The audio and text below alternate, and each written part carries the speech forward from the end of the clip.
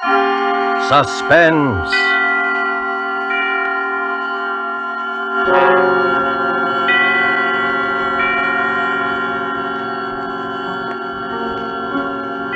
This is the Man in Black, here to introduce Columbia's program, Suspense. In Hollywood this evening, our two distinguished stars are the lovely actress Margot and the polished young actor from Holland, Mr. Philip Dorn. A story by John Dixon Carr dealing with strange, very strange happenings aboard an ocean liner and called Cabin B-13 is tonight's tale of suspense. If you have been with us before, you will know that suspense is compounded of mystery and suspicion and dangerous adventure. In this series are tales calculated to intrigue you, to stir your nerves, to offer you a precarious situation and then withhold the solution until the last possible moment. And so with Cabin B-13, and with the performances of Margot as Anne Brewster and Philip Dorn as Dr. Karl Heinrich, we again hope to keep you in suspense.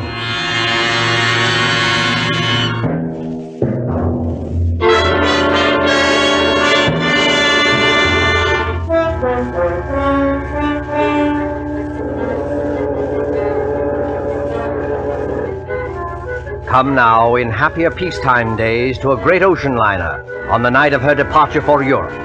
There she is at the West 22nd Street Pier, the 25,000-ton Moravania of the White Planet Line. Smoke from her three funnels coils up lazily in mild October air. You can see the decks, white and shiny like shoeboxes, and the string of lights along them, and the band standing by on A deck to play her out. You can hear the murmur of an excited crowd and the rattle of the steam winches as cargo is lowered into the hold. You can see the bustle of activity and the second officer standing at the head of the gangplank as two rather late passengers hurry through the customs shed towards that gangplank. It's all right, Ricky. We are not too late. No, and I thought we'd be in time. A honeymoon in Europe. 3 whole months with nothing to worry about. That's right, dear. And you've been my wife for, let's see, practically 5 hours now. I believe the correct phrase is, it was so sudden, Mr. Brewster. So sudden that we have to travel on our own passports instead of a husband and wife one. I hope they don't think you're not an honest woman. I'm going to act like a complete wanton just to devil you. Oh, what about our tickets, Ricky? Do we give them to that officer standing at the top of the gangplank? No, honey, you keep your ticket. The cabin steward will come around and collect it after we're underway. And the money, Ricky? It's a lot of money, Anne. $10,000 in cash. Maybe I better turn it in at the purser's office for safekeeping. Yes, maybe you had. Wait a minute, Ricky. What is it then? Wait. Do you mind if we stand here for a second before we go up the gangplank? Oh, what's the matter? You're not ill, are you? No, but getting over brain fever isn't any joke. Oh, I know, dear. You see, Ricky, I ought to be eager and excited like all those people up there, but suddenly you get fancies. Queer, sick fancies. Suddenly, right now, all I can think of is the night and the wind and all the black water in the dark. And that's exactly the kind of morbid fancy I'm trying to cure you of. I know, Ricky. I'll be good, but I was just thinking of a story. What story? Oh, never mind. It doesn't matter. Which way do we go? Up the gangplank, through that door there, and then down on the elevator to B deck. And no more horrors, do you understand?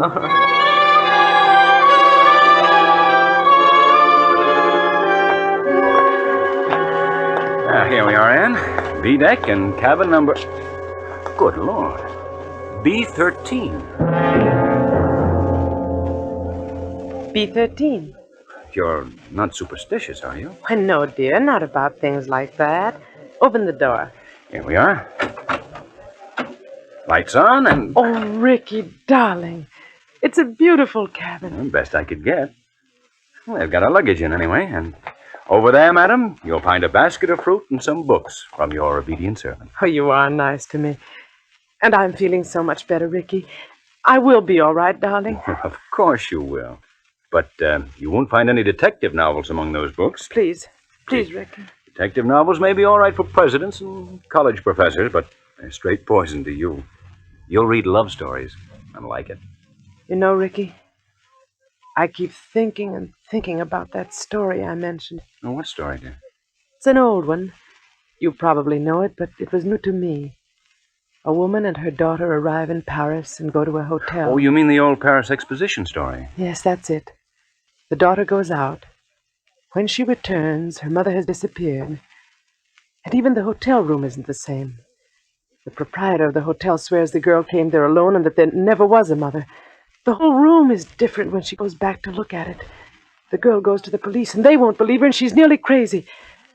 Of course, it turns out that the mother has caught bubonic plague and died, and they're hushing it up so that the visitors won't keep away from the city and ruin the whole exposition, Anne, but... you've got to stop this kind of talk. I know. But imagine being in a situation like that, with all those queer eyes staring at you, wondering if you'd lost your reason, wondering if your brain had cracked and the whole world might dissolve, and... Listen. Well, that's the last call, Anne. We'll be underway any minute now. You know, Ricky, I would like to see the skyline go past and the Statue of Liberty and the rest of it. Oh, then why not go up and see it? I've got to deposit this money in the purser's office on C Deck. But I don't like you to leave me. Oh, now look here, dear. You don't think I'm going to disappear, do you? I suppose I don't really. When I get these ideas, and I can't help it, Ricky, I wish you'd wallop me. Well, I'm not going to wallop you, Anne, but you've got to stop being afraid. You certainly won't disappear in a crowded ship with any number of people all around you. And as for me, I defy Houdini himself to make me vanish. Don't talk like that. I'm not going to vanish, and neither is this cabin, dear. Now, run along. I'll join you on deck as soon as I can. All right, Ricky. I'll be good.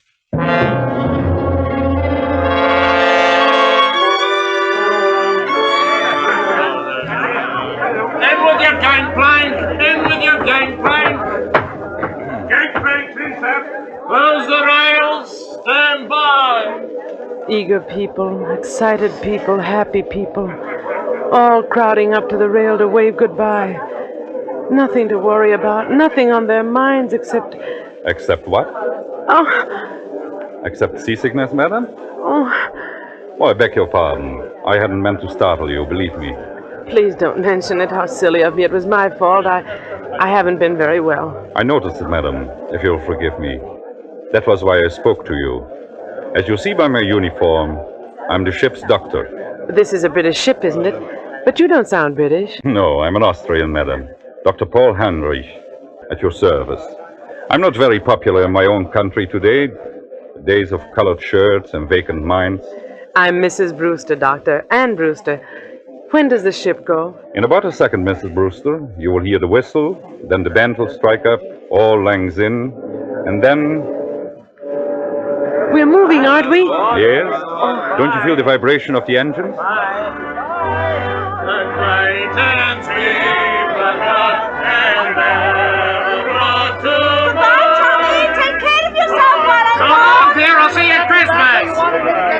The key to the car is in the living room table drawer. If you go out with any blocks, tell me I'll kill you when I get back. The living room, Susie. Yes, dear, of course I'll behave myself in Paris. Say, what time does the bar open aboard this time,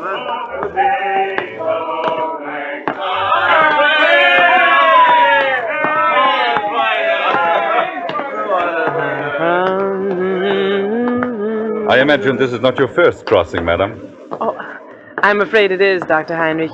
My husband's crossed many times, he tells me, but not on this ship. Well, then I hope you're a good sailor. Why, Dr. Heinrich? Well, because we'll run into some very dirty weather once we are out at sea. October is a very bad month for traveling. Well, if I do get seasick, Doctor, I'll rush straight to you, and I'll expect to be cured. Let me tell you a secret, madam. There are two common ailments for which medical science has no cure. One is ordinary seasickness, and the other is hangover. Tomorrow morning I shall be dealing with both. And enjoying it? Oh, no. Sympathizing with it. That's all I can do. How do you like the Mauravania? Oh, it's a magnificent ship from what I've seen of it. And you know they've given us a very nice cabin down on B deck, B13. What's the matter? Why are you looking at me like that? I beg your pardon. Did you say B13? Yes. Why not? You're quite sure of that, madam? Why, yes, of course I'm sure of it. I saw the number on the door. Why not? Well, because Go on, Dr. Heinrich. Because there's no such cabin aboard a ship. I'm not joking, Mrs. Brewster. You see, some people are superstitious. Many ships, like this one, omit number 13 on each deck. You must have been mistaken. What are you trying to tell me? Do you think I saw something that wasn't there? No, Mrs. Brewster, not at all. Then come along with me.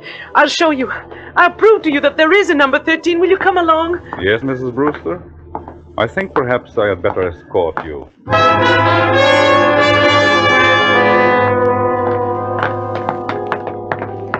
Stewardess! Yes, miss.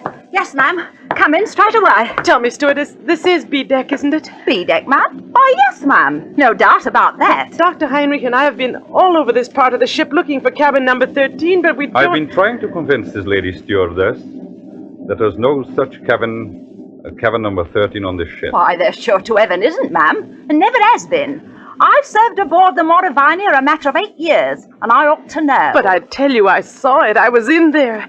It was a big cabin with a private bathroom attached. The walls were paneled in light oak, and the furniture was rosewood and yellow satin, and the portholes were like real windows. No, that's not much good, ma'am. No, I'm afraid not. Most of the cabins hereabouts look like that. May I ask you, what name was the cabin booked in? Brewster, naturally. Mr. and Mrs. Richard E. Brewster. Here, let's have a look on my list. No, there's no Brewster here, ma'am. I tell you, I was in there. They even delivered the luggage. I saw it. Excuse me, ma'am, but I had a look-see in all the cabins I'm in charge of, just to see if the passengers wanted anything. And I don't remember any luggage with a Brewster label on it. Wait a minute. There may be a partial explanation of this. You see, that's better, Mrs. Brewster. I was hoping you might find one. Ricky, that's my husband. Ricky and I have only been married a very short time, and when my maid printed the baggage labels, she must have made them out in my maiden name. I never noticed at the time. Oh, what name might that be, ma'am? Thornton. Anne-Marie Thornton. Oh, Lord, miss. Now, why couldn't you have said that before? I remember it well. 2 silk cases and a little trunk. They're in B16 now. Where's B16? Right behind you, miss. You're standing practically in front of the door. Oh, thank goodness. Oh, yes, but, what about my husband's luggage? There's no gentleman's luggage in that cabin, miss. Your husband's or any other gentleman's, if you know what I mean. I won't stand for this. Where's Ricky? What have you done with Ricky? Please, Mrs. Brewster. There's one easy way to settle this. Settle it? How? Just look down the corridor. You notice the man coming towards us? The man with the 2 gold stripes around the sleeve? Well? That's Mr. Marshall, our second officer. Did you ever see him before? Yes. Yes, of course I have. He was standing at the top of the gangplank when Rick and I got aboard. Exactly. So he might be able to tell us something. Oh. Mr. Marshall? Mr. Marshall? Yes, Doctor, what's up? Would you mind coming here for a moment? Well, not at all, old boy.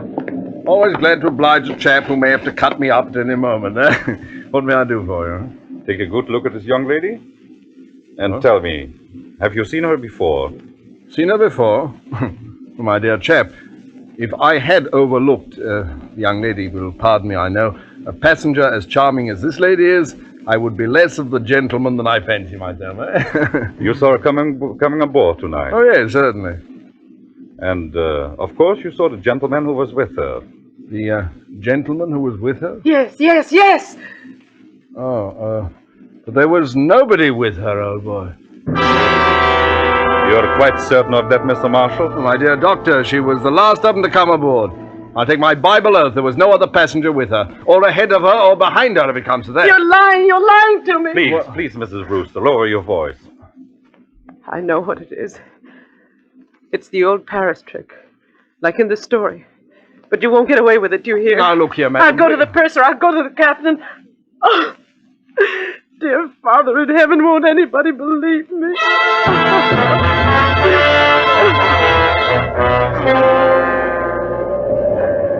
Later that night, in the captain's room just abaft the bridge, there is a conference of ship's officers. Outside, stung by spray clinging to the bulkhead rail in the dark, a frightened girl waits until the door of the cabin's room opens. Will you bring the young lady in, Dr. Heinrich, and close the door? Yes, sir. Here we are. This is Captain Wainwright. Now, just tell your story straightforwardly and please don't excite yourself. Well, maybe we can get some decision into this matter. Will you sit down here beside my desk, Miss Thornton? My name is Brewster, Captain. Mrs. Ann Brewster. Whatever you say, Mrs. Brewster. Thank you very much, Captain. I might tell you, ma'am, I've got a lot on my mind already. The first officer comes aboard with an attack of flu. I'm facing an equinoctial gale short-handed, and now this has to happen on top of it. I'm terribly sorry I can't help that, Captain. But I want to know what they've done with Ricky. Just one moment, please, while I get this straight. By this time, I understand you yourself have personally interviewed practically every single passenger aboard this ship. Is that true? Yes, it's true. But your alleged husband is not here. Is that true? Yes, that's true, In but the meantime, the purser has sent a squad of men to search this ship. They've searched every inch of it. You can take my word for that. There's nobody hidden. Your husband's not here. According to Mr. Marshall, who's standing over there... I see him. According to Mr. Marshall, he never was here. Oh, hang it all, Miss Thornton. You needn't glare at me like that. We couldn't see the chap. He wasn't there, now could we? Be quiet, Mr. Marshall. Yes, I'm sorry. No, I'm not unreasonable, Mrs. Brewster. I think you'll admit that. But what can I do? What can I say? Can you offer any proof, even, that this husband of yours ever existed? Proof? Yes, of course I can. Excuse me for interrupting, but would you mind, Captain, if I ask a question or two? No, Doctor, go ahead. I tell you, I'm going daft myself. If you were married, Mrs. Brewster, you must be carrying a joint husband and wife passport. Where is that? Well, there wasn't time to get one. We each carried our own passport. Oh, I see. But still, there must be someone back in America who can confirm what you say if we got in touch by radio telephone. Your parents, for instance. I haven't got any parents. They're dead. What about relatives, then, or a guardian? My guardian is a trust company. The administrators don't even know I'm married. But somebody must have performed the ceremony of marriage. The parson, the justice of peace. Yes, of course. But... Oh, I can't remember the name of the town. You don't remember the name of the town? Hold tight to your chair, Mrs. Brewster. The ship is going to pitch again. How's the glass looking, Mr. Marshall? Barometer's rising, sir. This weather won't hold long. We shall be in the fog before morning, though. We're in a fog now, if you ask me. This lady says she I'm terribly sorry, but I'm trying to think of it. It was a little town in upstate New York where they can marry you at a moment's notice. Ricky kept the certificate. I was confused. I haven't been well. No, you haven't. You see, Ricky had been away, and he came back, and I was in love with him, and he sort of swept me off my feet, and... Oh, what's the use? Not much use, apparently. If you'll take my advice, ma'am, you'll go below to your cabin and get some sleep. I'll send the doctor down to mix you a sedative. You think I'm crazy, don't you? I think you're a little overwrought, ma'am. What I can't understand is why. Why should you want to do this? It can't be the bubonic plague this time. Bubonic plague, ma'am? Who said anything about the bubonic plague? Never mind. But I'll show you. You're all against me, except maybe the doctor. But I'll show you. I'll prove it to you. I am going downstairs, and I don't want anybody to follow me. Good night. Good night, all of you. Well, I'm glad that's over. Look here, Mr. Marshall. Huh? You think it's quite safe to trust her out there alone? Well, I don't know, sir. She's mad as a hatter, if you ask me. You think she might do something foolish? Well, I think she might chuck herself overboard if we're not careful. What's your opinion, Doctor? I can give you my opinion, gentlemen, in a very few words. That girl is as sane as you are. What's that? Wait and hear what I have to say. I shared your own belief at first, but I've been talking to her all evening. I've heard her whole story, and there's not a psychopathic trait in her nature. She firmly believes in this husband. Yes, Doctor. A lot of people firmly believe they're Napoleon, but they get tossed into loony bins, as to say. This matter is not a joke, Mr. Marshall. I tell you, this man exists. Or did exist. What do you mean, Doctor? I suppose he has been murdered. Perhaps he has been murdered and thrown overboard. Murdered? Thrown overboard? If you remember, Richard Brewster was carrying a very large sum of money in cash. His wife's wedding gifts. Practically all her inheritance. He meant to go to the purser's office, but he never got there. That money might have been a great temptation. To whom? To a stewardess, perhaps, or even to a ship's officer. Just exactly what are you getting at? Well, numbers on doors can be changed easily enough. Just print a small card and put it on the metal slot on the door. I still want to know what you're driving at. If you use your intelligence, gentlemen, I think you will understand how a man can be made to vanish into thin air, and why Mr. Marshall saw never another passenger. You still don't see it? No, I do not. Well, then listen, and I'll explain exactly how it was created like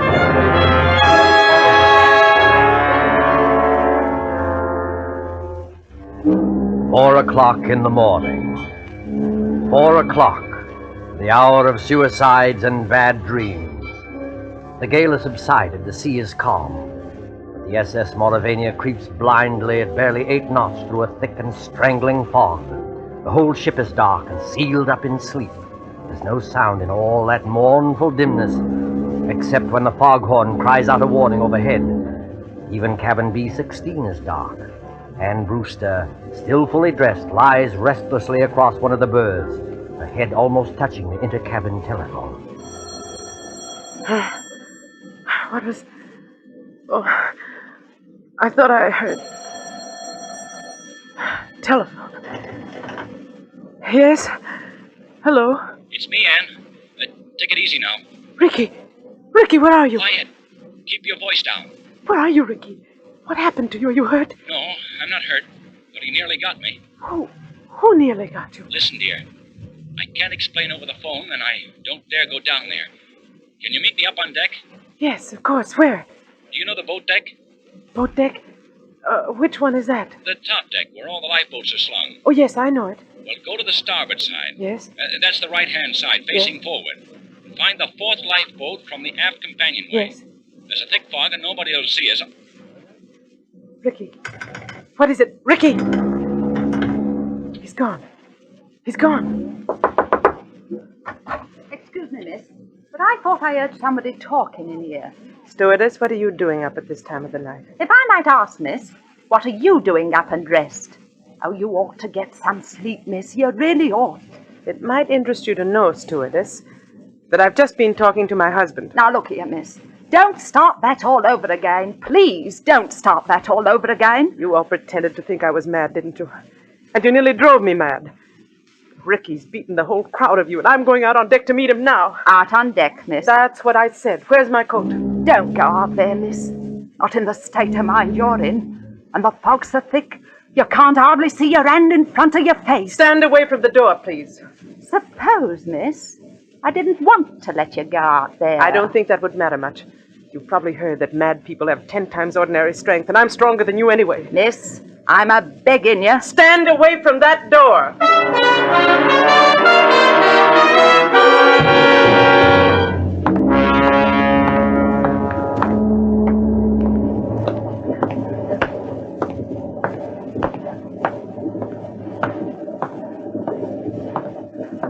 One, two, third. Anne, is that you? Yes. Ricky!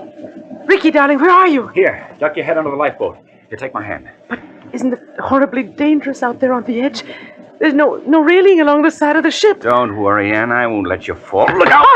Oh, went overboard here. We're well aft near the propellers. The suction would carry into the propeller blades and... Now, listen. I can't hear anything except the foghorn. Yeah, but I can. There's somebody walking along the deck. And I can see a flashlight moving in the fog. You're quite right, my friend. You can see a flashlight moving in the fog. Dr. Heinrich, what are you doing here? At the moment, young lady, I'm covering both of you with a revolver. Please don't move. So, you were in the conspiracy, Dr. Heinrich. May I ask you what conspiracy? The whole ship's conspiracy to say Richard Brewster didn't exist. My dear young lady, you can set your mind at rest. There never was any ship's conspiracy against you. The people you spoke to were perfectly honest. Including Mr. Marshall, I suppose. Yes, including Mr. Marshall. And what is this all Stand about? back there. I suppose he was telling the truth when he said nobody came up the gangplank before or after me. I beg your pardon. That was not what he said. He said no passenger came up the gangplank at this time. Well, what's the difference? A great crime is arranged for tonight, young lady.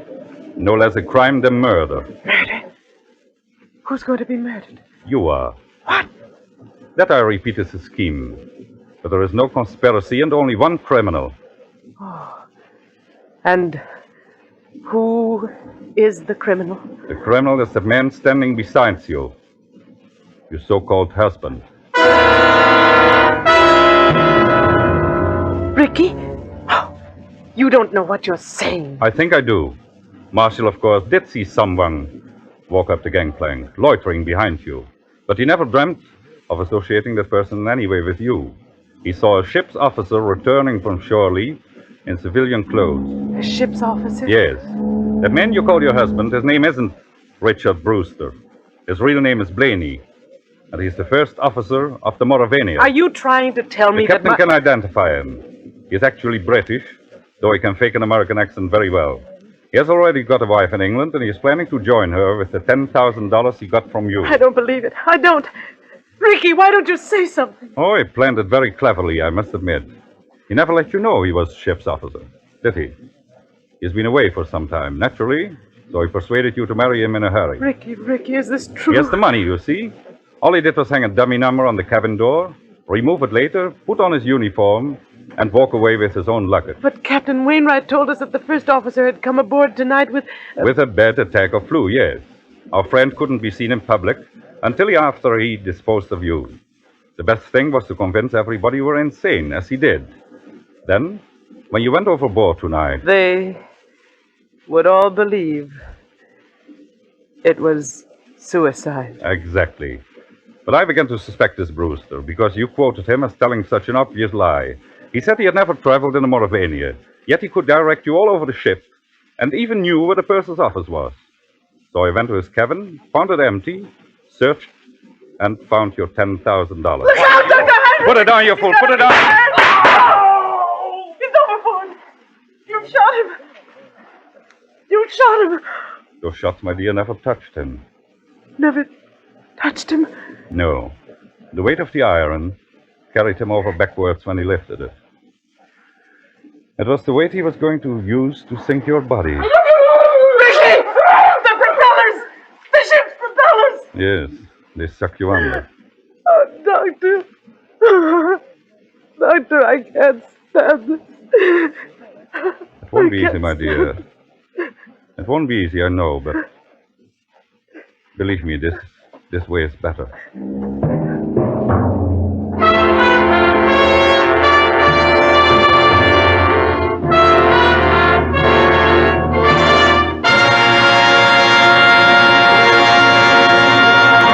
And so closes Cabin B-13, starring Margot and Philip Dorn. Tonight's tale of Suspense.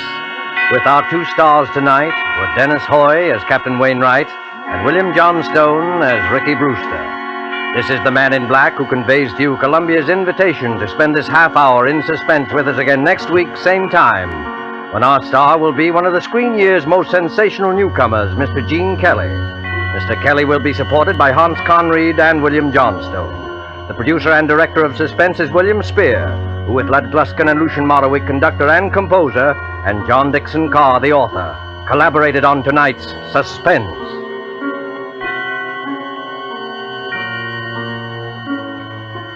Suspense fans, please note that these programs will shortly move to different days of the week. Suspense will come to listeners in Eastern and Central time zones on Thursdays, beginning December the 2nd, and to Mountain and Pacific time zone listeners on Monday, beginning December the 6th. Remember, Thursday, beginning December the 2nd in Eastern and Central time zone, and Mondays, beginning December the 6th in the Pacific and Mountain time zones for Suspense. This is CBS, the Columbia Broadcasting System.